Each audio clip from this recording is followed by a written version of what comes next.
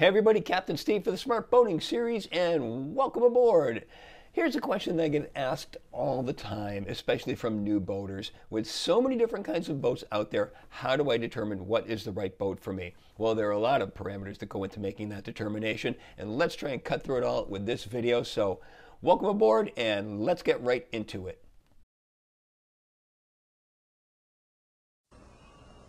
If you're just now thinking about a boat purchase, here are some things to consider before you write the check.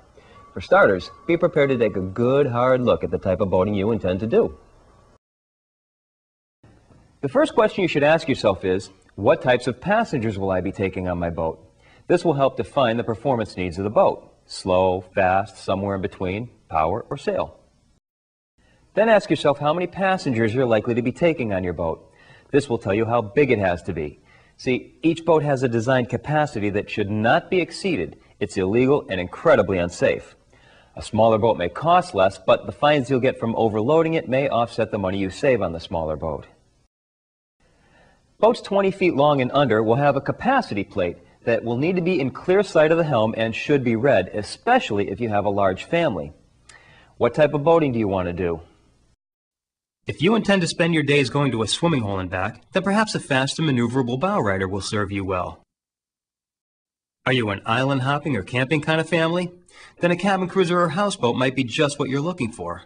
These boats will have lots of living space and a side benefit of qualifying as a second home for tax purposes. Yes, really!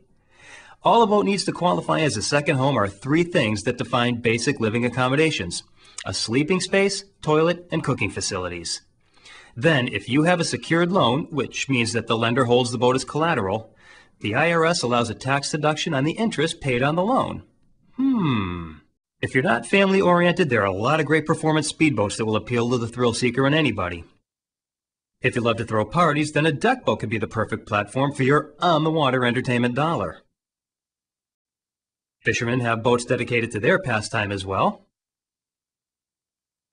If time is rarely a factor, then you might want to explore the world of sailboats. Most importantly, don't forget to keep your skill level in mind.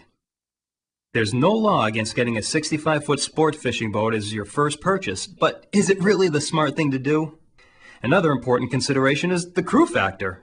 If you're going to do all your work single-handed, plan your purchase accordingly. A large boat is pretty tough to anchor or tie up to a dock when you're alone. The last thing you can do to help you get an idea of what your needs are is to spend as much time as you can on other people's boats. Then you can touch and feel your way through what's right and what's not right for you. Once you've narrowed down the type and size of the boat that you're looking for, it then boils down to price.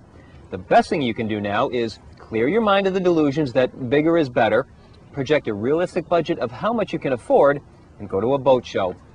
That's where you'll be able to shop through all kinds and categories of boats and be able to make a much more informed decision on what will be right for you.